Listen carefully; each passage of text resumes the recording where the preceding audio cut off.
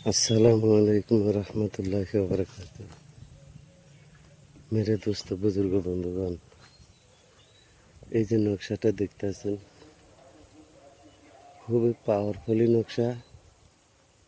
এই নকশা দেয়া এই কবজ দ্বারা আপনারা বাপ ছেলের ভিতরে মিল নেই, মিল ঘটায়া দেন। স্বামী স্ত্রীর ভিতরে মিল মহব্বত নাই, মিল মহব্বত ঘটায়া দেন। প্রেমিক প্রেমিকের ভিতরে মিল নাই, মিলটা ঘটায়া দেন। শ্বশুর শাশুড়ির সাথে মিল নাই, মিল করিয়া দেন। ইনশাআল্লাহ 1000% 1000% রেজাল্ট পাবেন। এই কাজটা করার নিয়ম হলো, যদি স্বামী স্ত্রীর উপরে প্রয়োগ করেন, 3টি কবজ অঙ্কন করিবেন। 2টি কবজ ভোজপাতার উপরে লিখিয়া, 1টি কবজ ঘরের মাঝখানে গেড়ে দিবেন, আরেকটি কবজ যে কোনো ফল গাছের গোড়ায় গেড়ে দিবেন, আরেকটি কবজ হরিণের ঝিল্লিতে লেখে সেটা আপনার কাছে রাখিবেন। খোদার কসম, পৃথিবীতে যতদিন বেঁচে থাকবেন স্বামী স্ত্রীর মিল মহব্বত, আমরণ ভালোবাসা হবে। আচ্ছা, এটা হলো স্বামী স্ত্রীর ব্যাপার। প্রেমিক প্রেমিকার ব্যাপারে 1টি কবজ 2টি কবজ হরিণের ঝিল্লিতে লিখিবেন, আরেকটি কবজ ভোজপাতার উপরে লিখিবেন।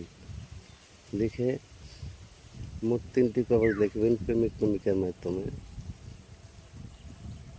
একটি ভোজপাতার উপর যেটা লিখিবেন, ওটাকে যে কোনো ফল গাছের ঢালে বেঁধে দিবেন, বাতাসে জানি টলমল করে। আরেকটি কবজ প্রিয়জনের বাড়িতে গেড়ে দেবেন।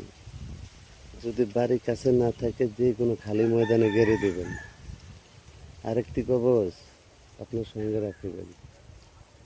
রেখে দেখবেন কাজ হয়ে গেছে। এইভাবে যতগুলো কাজ আছে এইভাবে করবেন, ইনশাল্লাহ কাজের রেজাল্ট 1000% 1000%ই পাবেন। আর যদি বুঝতে কোনো সমস্যা আমার সাথে যোগাযোগ করবেন, পাড়ে পাড়ে বুঝিয়ে দেবেন। ইনশাল্লাহ কাজ করেন, কাজ করে আমার সাথে, না বুঝলে আমার সাথে যোগাযোগ করবেন।